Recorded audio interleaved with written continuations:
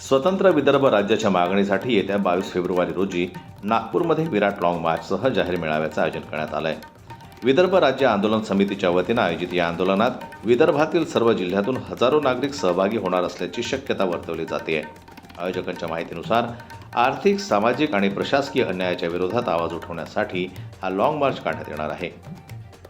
आंदोलन समितीने मिशन 2027 अंतर्गत एक लॉंग मार्चचं आयोजन केलं आहे. तो लॉंग मार्च विदर्भ चंडिकेपासून इतवाऱ्यातून निघेल. तो गांधीबाग मार्गे कामगार चौकातून चिटणीस पार्कला येईल आणि तिथे मेळाव्यात त्याचं रूपांतर होईल. 5000 लोक वेगवेगळ्या समूहाचे, सगळे जाती धर्माचे त्यामध्ये सहभागी असतील आणि हे यासाठी राज्य 2027 पुढे मिळालं पाहिजे, कारण महाराष्ट्र सरकारची आर्थिक स्त्रोत संपली आहे. उत्पन्न 5,60,000 कोटी आणि कर्ज आणि व्याज सगळं मिळून 9,83,000 कोटी झालं आहे. शिवाय त्यांना काही लायबिलिटी डिस्चार्ज करायचे आहे, जसं PWDचं 40,000 कोटी, इरिगेशनचं 13,000 कोटी, जलजीवन मिशनचं 12,000 कोटी, जिल्हा परिषदांचं 18,000 कोटी, नगरविकासचं 4,000 कोटी, पुन्हा विशेष कामाचं शहर विकासचं 6,000 कोटी आणि DPC आणि आमदार निधीचं 2,516 कोटी, असं 95,732 कोटी रुपये आहे.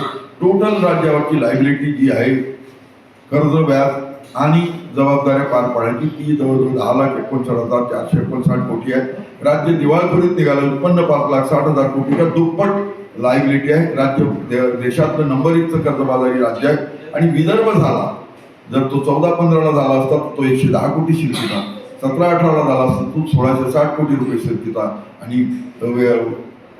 महाराष्ट्र दिवाळखोरीत निघालेलं राज्य आहे.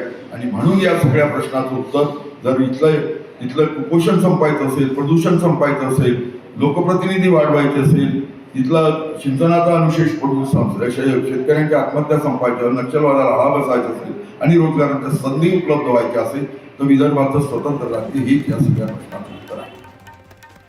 22 फेब्रुवारी रोजी दुपारी 12 वाजता विदर्भ चौकातून लॉंग मार्चला सुरुवात होणार असून चिटणीस पार्क इथं जाहीर मेळाव्यात त्याची सांगता करण्यात येईल.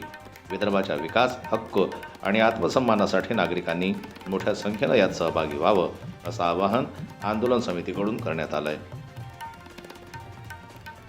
जन्मत न्यूज करता गजानन जिरापूर यांची रिपोर्ट, अमरावती. मराठी बातम्यांसाठी जन्मत लाईव्हला लाईक करा, सबस्क्राईब करा आणि बेल आयकॉनला दाबायला विसरू नका.